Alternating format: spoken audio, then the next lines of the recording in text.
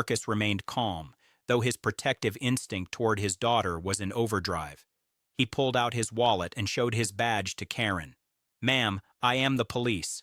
I'm Officer Marcus Thompson, and I'm off duty with my daughter." For a moment, Karen seemed stunned, but rather than backing down, her face contorted with even more anger. "I don't care what you say you are. You people probably make fake badges all the time. Where's a real officer? I want to speak to your supervisor." That's when Sarah Chen, the owner of the bakery stall and a longtime friend of Marcus, stepped forward. She was recording on her phone and spoke up loudly. "Officer Thompson is one of the finest police officers in this city. He's been protecting this neighborhood for years. You owe him and his daughter an apology." Other voices joined in. "Marcus is a good man. Leave him alone. You should be ashamed of yourself." But Karen just got louder. "This is discrimination. You're all ganging up on me. I'm the victim here." At that moment, the market's actual security guard, a young man named David, approached. "Ma'am, I'm going to have to ask you to calm down or leave the premises." "I'm not going anywhere until the police get here," Karen shrieked. "I'm being assaulted and nobody is doing anything about it." "Fine," David said, pulling out his radio. "I'll call them for you." Within 10 minutes, a patrol car arrived. 2 officers stepped out and Marcus immediately recognized them. Officer Jennifer Walsh and Officer Daniel Okafor had worked with Marcus for years. They approached the scene, taking in the destroyed vegetable display, the shattered jars, and the tomato-covered woman shouting at them. "Officers! Finally!" Karen rushed toward them. "This man," she pointed at Marcus, "assaulted me, destroyed property, and has been harassing me. I demand you arrest him immediately." Officer Walsh looked at Marcus, then at the crowd, then back at Karen. "Ma'am, can you tell us exactly what happened?" Karen launched into a theatrical retelling of events, claiming Marcus had deliberately blocked her path, threatened her, and pushed her into the vegetables. As she spoke, Officer Okafor was watching something on a phone handed to him by one of the bystanders. When Karen finished her dramatic monologue, Officer Walsh said calmly, "Ma'am, we have multiple witnesses and video footage that contradicts your statement." "They're all lying. You can't trust these people. I want different officers. I want your supervisor." Officer Okafor stepped forward. "Ma'am, are you aware you're making false accusations against a police officer? That's a serious offense." "He's not a real police officer. He's a criminal." Officer Walsh exchanged a look with her partner. "Ma'am, Officer Marcus Thompson is not only a real police officer, he's actually a decorated detective and has received multiple commendations for his service to this community." The color drained from Karen's face. What?" "Furthermore," Officer Okafor continued, "we have you on video making racially charged statements, causing property damage, and filing a false police report. Those are criminal offenses." But I'm the victim here." Karen's voice was losing its confidence. "Ma'am, the only victim here is Officer Thompson, his daughter, and Mr. Rodriguez, whose property you destroyed," Officer Walsh said firmly. "Now, you have 2 choices. You can apologize to Officer Thompson and his daughter, pay for the damages you caused, and leave peacefully. Or we can arrest you for filing a false report, destruction of property, and public disturbance." Karen looked around wildly, as if expecting someone to come to her defense, but she was met only with stern faces and disapproving stares. The reality of her situation was finally sinking in.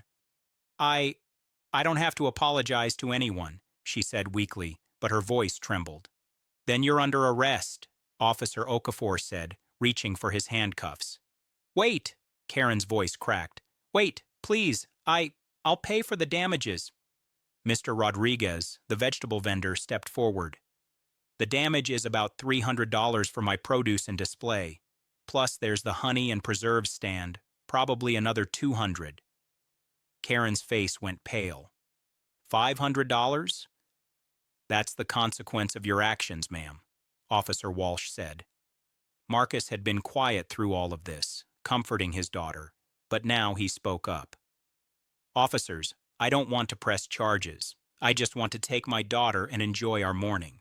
"Are you sure, Marcus?" Officer Walsh asked. "I'm sure, but she does need to pay for the damages she caused to these vendors." Karen fumbled with her purse, pulling out her credit card with shaking hands. As Mr. Rodriguez processed the payment on his mobile reader, she couldn't meet anyone's eyes. "Is there anything else, ma'am?" Officer Okafor asked pointedly. Karen swallowed hard. In a barely audible voice, she mumbled, "I'm sorry." "Louder, please," Officer Walsh prompted. "And look at Officer Thompson when you say it." Karen raised her eyes to Marcus, her face burning with shame. I'm sorry. I was wrong. I'm sorry to you and your daughter." Marcus nodded quietly. "Apology accepted. I hope you learn from this." As Karen was escorted out of the market by the officers with a stern warning about her behavior, the crowd erupted in applause. People came up to Marcus, offering words of support and apologies that he'd had to endure such treatment. Mrs. Chen from the bakery pressed a box of fresh pastries into Zoe's hands. "These are on the house, sweet girl. I'm sorry you had to see that ugliness today." Mr. Rodriguez shook Marcus's hand firmly. "Thank you for being the better person, my friend. You didn't have to let her go." "I know," Marcus said, finally allowing himself a small smile. "But I want my daughter to see that responding with grace is more powerful than responding with anger." As Marcus and Zoe walked away, hand in hand, with their free pastries, other shoppers made way for them respectfully. Many nodded or smiled at Marcus. A few even thanked him for his service. Later that day, the video of the incident went viral on social media. Karen Matthews became an internet sensation for all the wrong reasons. Her employer, a prestigious law firm, saw the video and immediately terminated her employment, citing that her behavior was incompatible with the firm's values of diversity and inclusion. The local news picked up the story, interviewing witnesses and highlighting Marcus's restraint and professionalism even when off duty. The police chief publicly commended Marcus for his handling of the situation and announced he was being considered for a community service award. Karen Matthews, meanwhile, became a cautionary tale. She was fired from her job, shunned by her social circle, and became the subject of countless memes and social media posts about racism and entitlement. Her actions had destroyed her own reputation, cost her hundreds of dollars, and humiliated her in front of an entire community. The instant karma she experienced that day in the market was more than just the physical comedy of tomatoes splattering on her expensive clothes. It was the complete reversal of her expectations. She had tried to use her privilege to intimidate and harm an innocent man and his child, only to discover that the man she was attacking was actually a respected authority figure, and that the community she thought would support her racism instead stood firmly against it. In the weeks that followed, the Riverside Public Market became a symbol of community solidarity against racism. The vendors created a unity wall where people could leave messages of support and hope. Marcus's photo was hung in the market's community board, labeled "Our Hero, Our Neighbor, Our Friend." As for little Zoe, she learned a powerful lesson that day. She saw her father face hatred with dignity, respond to cruelty with grace, and choose forgiveness over vengeance. Years later, she would tell this story as the moment she truly understood what her father meant when he said that being a good person isn't about never encountering bad people, it's about how you choose to respond when you do. And Karen Matthews? Well, they say she moved to another state, but wherever she went, the internet never forgets. Her moment of racist rage was preserved forever as a reminder that in the age of smartphones and social media, karma doesn't just come instantly, it comes with receipts. The market continued to thrive, more diverse and welcoming than ever, and Officer Marcus Thompson continued to serve his community with the same integrity and compassion that had guided him that day, proving that sometimes the best response to hate is simply being a good person and letting karma handle the rest. The end of this story isn't just about one woman getting what she deserved. It's about a community that stood up, a father who showed his daughter the power of grace under pressure, and a reminder that racism and entitlement will always eventually backfire on those who practice them. In the end, the instant karma Karen experienced in that market was delivered not by one person, but by the collective conscience of an entire community that refused to tolerate hatred, and that, perhaps, is the most powerful karma of all. Imagine a sunny Saturday morning at the bustling Riverside Public Market, one of those perfect spring days when the sky is impossibly blue and there's just enough breeze to keep things comfortable. The market stretched for 3 city blocks, transformed every weekend into a vibrant tapestry of local commerce and community connection. The air is filled with the aroma of fresh bread from the artisan bakery, roasted coffee from the organic fair trade stand, and seasonal fruits stacked high in colorful pyramids. Vendors are calling out their daily specials in multiple languages, reflecting the beautiful diversity of the neighborhood. Fresh strawberries, $3 a pound. Honey, locally sourced. Hot empanadas, just out of the oven. Children are laughing as they chase each other between the stalls, their parents calling after them with affectionate exasperation. Shoppers are weaving through the crowded aisles with their reusable shopping bags, stopping to chat with neighbors, sampling cheeses and olives, and debating which flowers to buy for their dining room tables. Street musicians were set up near the fountain, their jazz melodies adding to the festive atmosphere.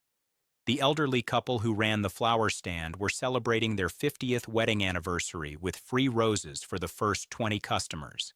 A group of teenagers volunteered at the community garden booth, educating people about sustainable farming. It's the kind of scene that represents the best of community life, where people from all walks of life come together in a spirit of cooperation and shared humanity. But on this particular morning, that harmony was about to be shattered in the most shocking way possible. Officer Marcus Thompson, a decorated police officer with 12 years of exemplary service, was off duty that day. At 38 years old, Marcus had seen and experienced more than most people could imagine. He had grown up in this very neighborhood, the son of a postal worker and a school teacher, both of whom had instilled in him a deep sense of service and community responsibility. Marcus had joined the police force right out of college, driven by a desire to make a real difference in the community that had raised him.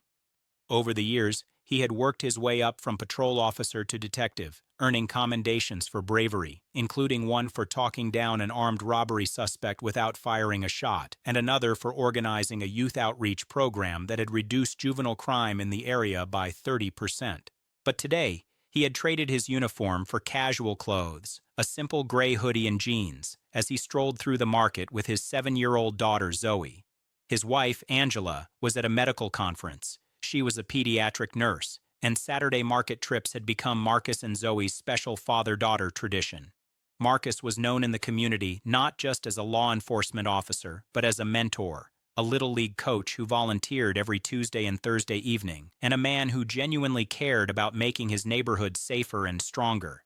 He was the kind of officer who knew the names of the kids on his beat, who helped elderly residents carry their groceries, who organized the annual toy drive every Christmas. Today, however, he was just a dad, holding his daughter's hand and promising her they'd get her favorite strawberry pastries from Mrs. Chen's bakery stall, the same pastries he himself had loved as a child when Mrs. Chen's mother had run the stall. As they walked past the organic vegetable stand, Zoe tugged on her father's hand, pointing excitedly at the colorful display of bell peppers. Marcus smiled, that warm, patient smile that made his daughter feel like she was the center of his universe. They stopped to admire the produce when suddenly a sharp voice cut through the pleasant market sounds. "Excuse me! Excuse me!" The voice belonged to a woman in her mid-50s, impeccably dressed in designer clothes with perfectly coiffed blonde hair. This was Karen Matthews, a woman who had made quite a reputation in the neighborhood, though not the kind anyone would aspire to. Karen had moved to the area about 3 years ago when her husband's promotion had brought them from an exclusive gated community on the other side of the city. She had never quite adjusted to living in a diverse working-class neighborhood. Her previous environment had been homogeneous and insular, and she carried those expectations with her like armor. She was known for her entitled attitude and extensive history of complaints about everything from noise levels to parking spaces to the types of people she saw in the neighborhood. She had called the police no fewer than 15 times in the past year alone, mostly on people of color who she deemed suspicious for the crime of walking through the neighborhood, sitting in their cars, or having barbecues in the park. The local Facebook community group had multiple threads about her behavior. She had complained about the aroma from the Thai restaurant, insisting it was a health hazard. She had tried to get the community garden shut down because she claimed it attracted undesirable elements. She had even reported a group of black teenagers for loitering when they were actually part of a church youth group cleaning up the neighborhood park. The market vendors knew her well, and not fondly. She would spend 20 minutes examining produce only to declare it all substandard. She would demand discounts, claim she found defects that didn't exist, and had once tried to return a bouquet of flowers because one petal had wilted. She treated service workers with barely concealed contempt, never saying please or thank you, and had been seen berating a teenage employee at the coffee stand to the point of tears over a perceived slight in her latte foam. Despite all this, or perhaps because of it, she carried herself with an air of superiority, convinced that her complaints were righteous and that others simply didn't understand proper standards. She was pushing her shopping cart with aggressive determination, her face already twisted in annoyance at some perceived inconvenience, her designer sunglasses perched on her head like a crown of entitlement. Marcus and Zoe stepped aside politely to let her pass, but Karen stopped right in front of them, her eyes narrowing as she looked Marcus up and down with unconcealed disdain. "You're blocking the entire aisle," she said accusingly, despite the fact that there was plenty of room to pass. "Sorry about that, ma'am," Marcus replied calmly, gently guiding Zoe further to the side. "We're just looking at the vegetables." But Karen wasn't satisfied. She stepped closer, her voice rising. "People like you always take up so much space. No consideration for others. Typical." The implication in her tone was clear and cutting, like a knife wrapped in silk. Marcus felt his jaw tighten, a familiar tension settling in his shoulders. He had experienced racism before, countless times throughout his life and career. As a child, being followed in stores. As a teenager, being stopped and questioned by police in his own neighborhood. As an adult and police officer, having people express surprise that he was so articulate, or being mistaken for security when he showed up at official events in civilian clothes. He remembered the time a woman had clutched her purse when he entered an elevator, even though he was in full police uniform. He remembered colleagues making jokes that weren't really jokes. He remembered the extra scrutiny, the need to be twice as good to be considered half as competent, the exhausting mental load of constantly proving his humanity and competence. But somehow, it never got easier. Each incident was like a paper cut on top of old wounds that had never fully healed, and experiencing it in front of his daughter, his precious Zoe, who still saw the world through innocent eyes, who believed that people were fundamentally good, who didn't yet understand that some people would judge her not by her character or her bright smile or her love of reading, but by the color of her skin. That made it infinitely worse. He could feel Zoe's small hand squeezing his tighter, her palm slightly sweaty with confusion and fear. She was smart enough to understand that something was wrong, even if she couldn't fully comprehend the ugly reality of what was happening. "Ma'am, we've moved aside. You can pass easily," Marcus said, his voice still controlled but firmer now. Karen's face flushed red. "Don't you tell me what I can do? I know your type. Probably here to steal something or cause trouble. I've seen the news. I know what people like you do." The market around them began to quiet. Other shoppers were turning to watch, some pulling out their phones. The vendor at the vegetable stand, Mr. Rodriguez, looked concerned and started to move toward them. "I'm going to call security," Karen announced loudly, making sure everyone could hear. "We don't need criminals in our market." "Daddy, why is she being mean?" Zoe's small voice was confused and hurt. Marcus knelt down to his daughter's level, trying to shield her from the ugly scene. "It's okay, sweetheart. Some people just have bad days." But Karen wasn't done. She reached for her phone with one hand while gesticulating wildly with the other, her voice rising to a pitch that was drawing attention from vendors several stalls away. But in her agitation and righteous fury, she wasn't watching where she was stepping. The market's walkways were a mix of old cobblestones and newer pavement, charming but uneven. Karen's expensive designer shoe, a stiletto that was completely impractical for a farmer's market but perfect for making a statement about her status, caught on one of the raised cobblestones. Time seemed to slow down. Her ankle twisted, her arms windmilled comically as she tried to catch her balance, and her shopping cart, which she had released to grab her phone, started rolling away from her on the slight incline. She lurched forward, grabbing desperately at the vegetable display to steady herself, but her manicured fingers only managed to catch the edge of the display's carefully arranged tablecloth. Instead of steadying herself, she pulled down an entire rack of carefully stacked tomatoes that Mr. Rodriguez had spent the early morning arranging in a perfect pyramid. It was actually quite beautiful, a cascading catastrophe in slow motion. The tomatoes tumbled down in a red cascade like a produce avalanche, dozens of them bouncing and rolling in every direction. Several of them were perfectly ripe, just on the edge of being too soft, and they burst open as they hit the ground with satisfying splats. One particularly large and overripe heirloom tomato, the kind that costs $6 a pound, exploded directly on Karen's white designer blouse with the kind of precision that seemed almost cosmic in its perfection. The red stain spread across the expensive fabric like a Rorschach test of karma itself, looking almost comical in its completeness. But the universe wasn't finished with its lesson. The shopping cart, now fully liberated and obeying the laws of gravity, continued its journey down the gentle slope, picking up speed. It rolled with increasing momentum toward another vendor's display, this one showcasing artisan honey and preserves in beautiful glass jars with handwritten labels. The crash, when it came, was spectacular.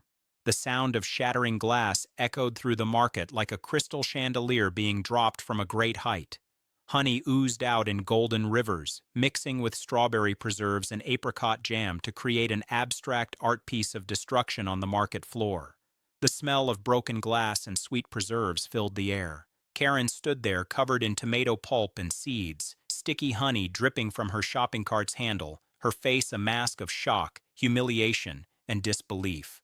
But instead of apologizing for the damage or her behavior, instead of showing even a shred of self-awareness or accountability, she pointed a shaking finger at Marcus.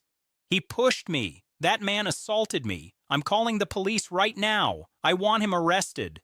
The crowd that had gathered exchanged looks. Several people shook their heads. A young woman in the crowd spoke up clearly. "Ma'am, we all saw what happened. Nobody pushed you. You tripped on your own." But Karen was beyond reason. "You're all covering for him. I'm calling the police.